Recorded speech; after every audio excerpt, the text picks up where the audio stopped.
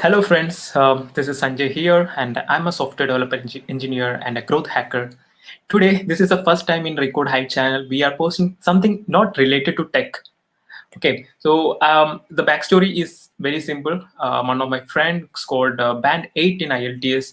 Then we had a discussion that why don't we take a live video sharing his experience? So it would be much more helpful for people who are seeking, those who are native speaker who are really want to get a band score 8 or 9 in IELTS speaking. So it would be much more interesting for them. So I would like to call Mr. Anandu Prashant on the screen. Um, Hi Anandu, Prashant. Hi. Hi, Sanjay. So hope you are doing fine in this quarantine time, and thank Yeah, you yeah, for being here. yeah. So No, okay, great. So okay, no, just background stories again. More. We will directly go into the questions. So Anandu, how was your total experience with IELTS in this COVID times? yeah. Because I'm from Kerala, there was the cases of COVID was not as much as in the urban cities. So that's why I decided to take the paper pen exam in Kerala. Though I did take a lot of precautionary measures, like gloves and mask. So overall experience was fairly enough, and most of the people were taking so many precautions as to do sanitization in your hands and frequent temperature checks. So overall it was fine comparing to the COVID situation right now. Okay, great. So when you gave the exam, like how long you prepared for this exam? As I know that you are a software developer engineer, and you were balancing both the studies and your working life together. So how difficult was that? Before answering that, let me tell you a little bit about myself. In regards to English, I would say I'm a pretty average in terms of writing, reading, but I would consider myself slightly above average in terms of speaking, though I have a lot to improve. For me, I had to do a little bit of preparation in terms of IELTS. So many people used to tell me that it's not a big deal. You just do the preparation that we get in the booklet that we get once we book the IELTS, right? But unfortunately I didn't get the book, and I was a little nervous in terms of I don't know how to tackle the exam and so I gave myself 3 week window to prepare for my IELTS. And while we are talking, I would like to say like why I took the paper pen exam from British Council was that I did a lot of research on various people that who took the exam. So like almost all the people who took the British Council paper pen exam got much higher marks than the people who took the IDP online exams. So yeah, it was 3 weeks window, and yeah. Okay, great. That was a good insight. Like I never seen that kind of feedback from anyone, but it was something good. So I would like to ask one more thing. I heard that in the speaking session there will be different rounds. So can you just explain about it? Like I have also heard that they will be asking questions based on some real life situation. So are we supposed to make any logical kind of statements, or are they evaluating just based on how good you are speaking, or how the total vocabularies you are using in the interview? So how was that thing? Quite frankly, I don't think it's not about vocabulary at all, because my vocabulary is not at all great. Though I do have a little bit of fluency when compared to other people, but the vocabulary is not the one thing that they're considering. So what? See, like we are speaking right now, right? That is what they're assessing. If you're capable to talk to anybody abroad when you go outside, are you capable of making a good effective communication? Are you able to understand what they're trying to say? So in the exam of speaking, they have if I'm not wrong, three levels. The first one is basic introduction, like where you are from and what do you do, and a little bit of questions based on what you answer. And then they have random questions like some questions, and then after that they will give you a handout where you asked to read a question, and then you're supposed to prepare for the question for 1 minute, and then continuously speak for 2 minutes, and then after that they have another round. Based on what you say, they have questions on what we spoke. So that's all. Okay, great. So the overall picture is something like you go into the speaking session, and it's not all about it's all about the like how you communicate with the third person, right? The Yes, second yes, person in front of you. yes. So if you were able to communicate, just that communication flow is just need to be evaluated, right? At least what I feel, at least what I think. Okay, great, great. So the next question to you is like, what was your overall strategy? Like, I heard that you were balancing your work life and you were balancing your studies Yeah, yeah, and your yeah. personal life. So how was what was your strategy for your 3 weeks? How the time you allocated for your studies, or yeah, just be brief about that. Yeah, yeah. So in the 3 weeks, I really had to prepare. Quite honestly, I was really scared for the speaking test because, as the questions before, I was also thinking, well, what if it's about vocabulary? What if it's about something about knowledge? What if they ask you something about Narendra Modi and I don't know what to say? So like I was really tensed about it. So I thought of shifting my speaking training at the end, and I would focus on reading, writing, and everything else. What is the reading, writing, and then speaking, listening? Yeah. So first I started with listening, and quite frankly, it was easy for me because I used to watch, like most of us, we watch Netflix, web series, and all. So I think it's easy for most of us.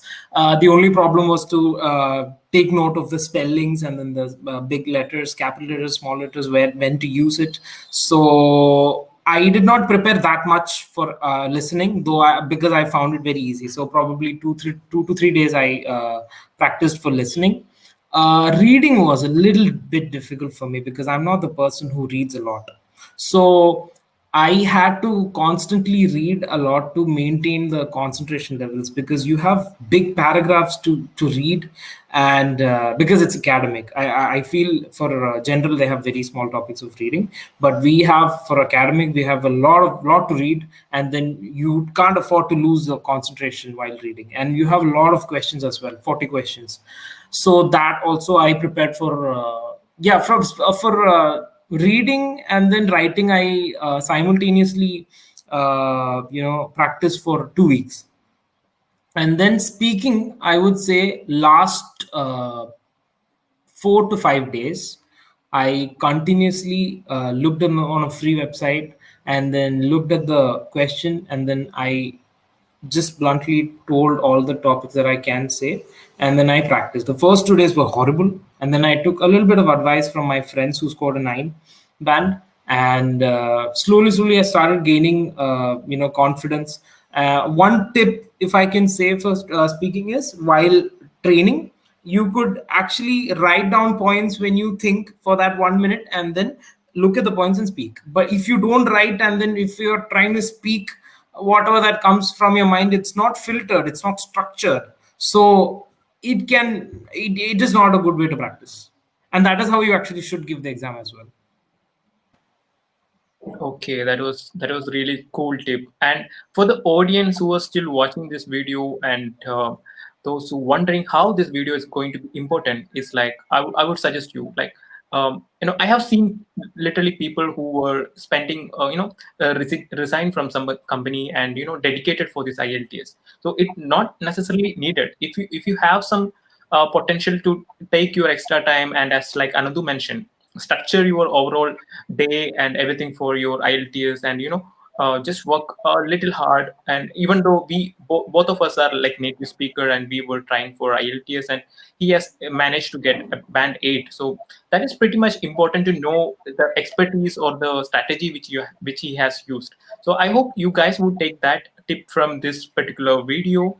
Now I would like to ask one more question to you, Before Mr. that, Sanjay, Yeah. uh, before that, I actually forgot to answer that question that you asked. So I got a little diverted. Yeah. You asked me like, how did I manage my time? So Yeah. I just remembered it. You see, I work from 9 to 6, and probably it can extend up till 7 and 8 on a normal day. So I used to actually train for 1 hour only for 3 weeks. Saturday, Sunday, I did not do anything. So you can see, like 5 into 3 days, 15 days is all right. 15 hours, I can say. So it's not that. I mean, you really don't need to work that much unless you're really bad at English. You might have to. Okay, great. So Yeah. I have noticed that you were talking about this pen and paper based exam and online exam. So do you think that you should always go for pen and paper based exam? Oh, The reason why I would say to go for the pen and paper test, because this is what I've heard, and I cannot say it's 100% true. So imagine in the listening test, you have a questions answer, which is supposed to be an international student, and it can also be foreign student, right? And you wanted to write international student. Now, what if it's in the computer-based program, test, the answer is foreign student, and you wrote international student? That's wrong. But on a good day, for the person who's checking the notes, okay, he meant the same thing. He would probably give you marks.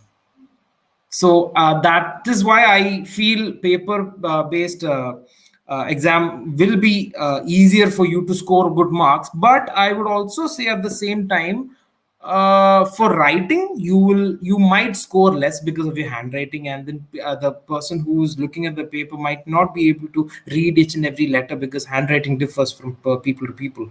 But when you're typing in the computer, it might be a little bit more easier and probably easier for you to score. So I would say, if you are good at writing, go for the paper based thing.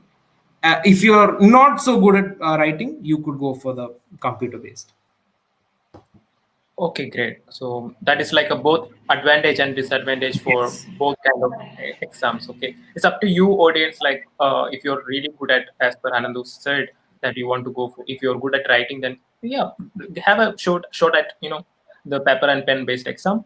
So now I would like to ask you what all kind of questions they were asking in the speaking session. Especially, you said you will get 1 minute to think and you have to speak about that. So Yes.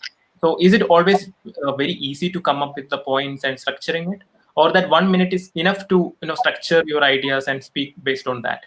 I would say 1 minute is more than enough for you to structure it. So I would like to tell you what exactly happened in the entire session.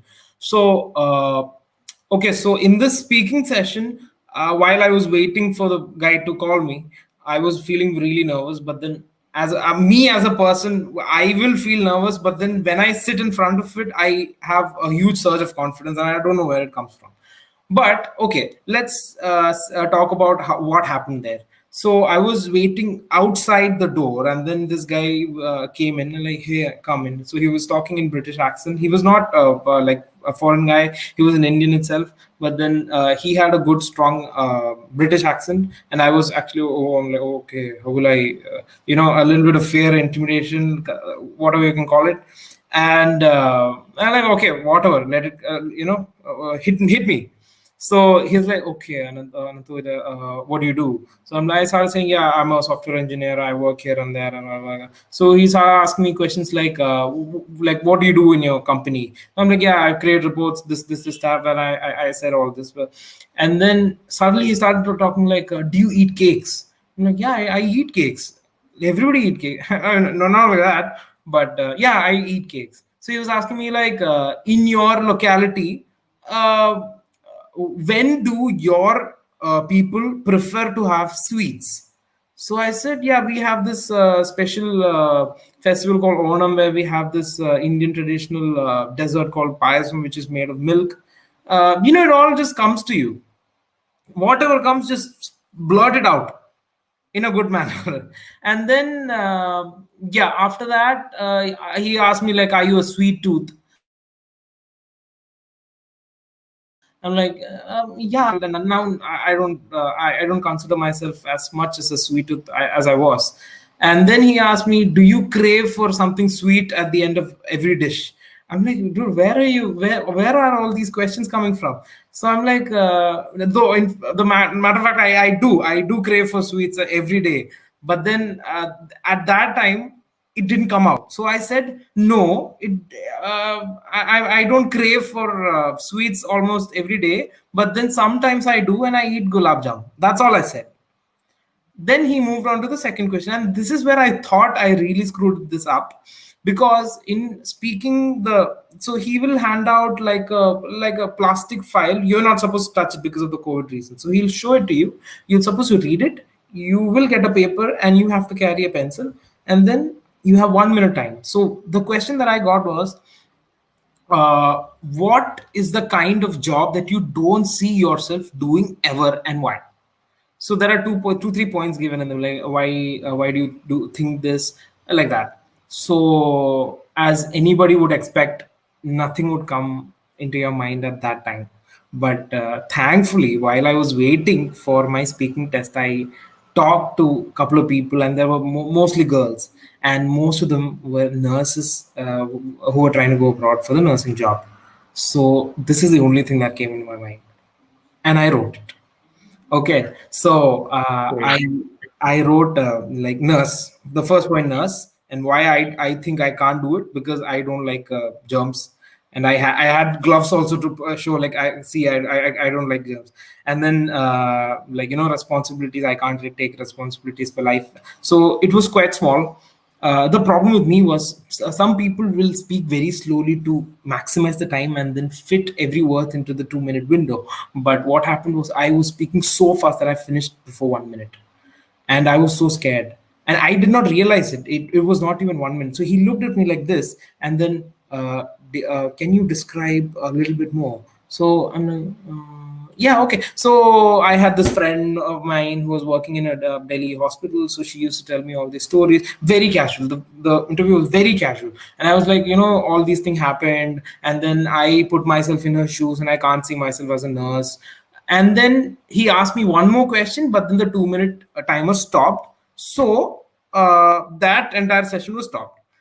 So I'm like, okay, I'm gone. So okay, I did not finish the 2 minute window.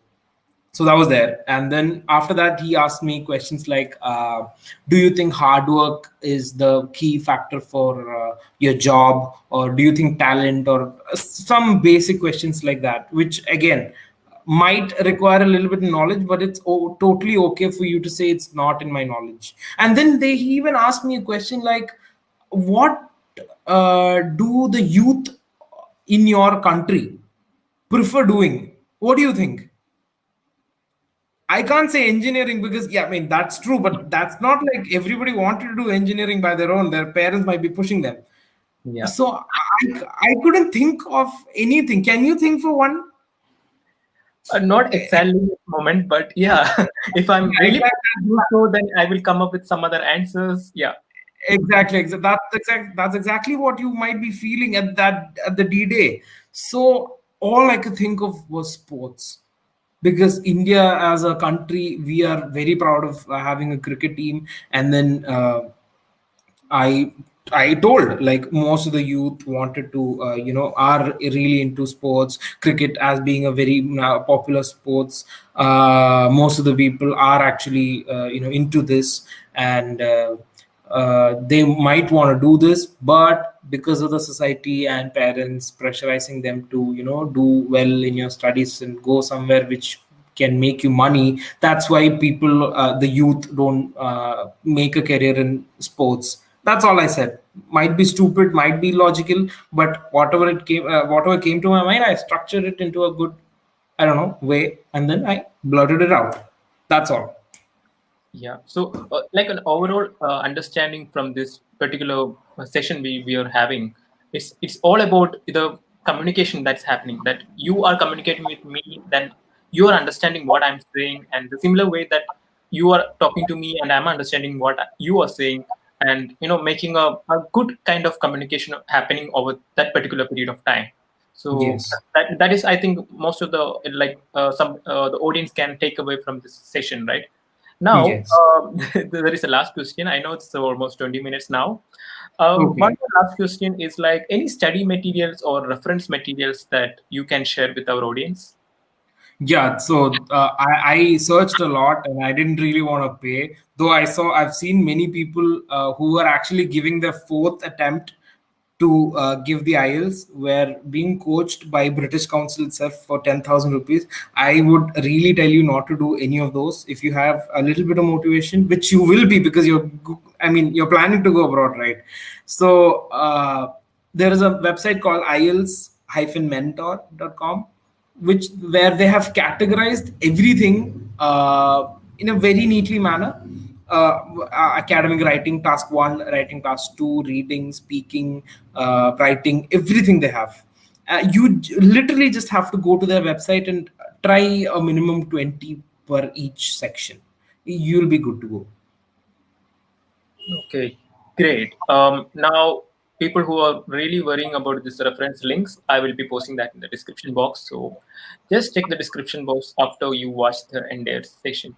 So that's all, Anandu Prashant. Like, thanks for your time coming over here and sharing your experience. Because most of the people are scared about, being a native speaker. They have this complex inside them that whether they can speak or excel in this particular IELTS exam and gain some good band score on that exam. So what all you from your experience, what all you shared, that would be really helpful for the people who are really watching this.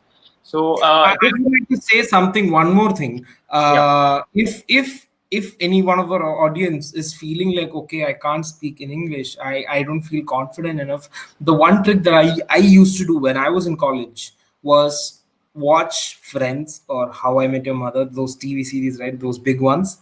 You watch it with the subtitles and try to speak with them while reading inside your mind or through it, because you know, right, how in Kerala, like, you don't get, probably in India I can say, you don't get that much amount of training for you to speak in English. You have to create it yourself. So this is one of the best ways that you can actually make yourself confident and then make yourself speak in a very good English, by repeating or trying to speak whatever the movie or TV series say at the same time.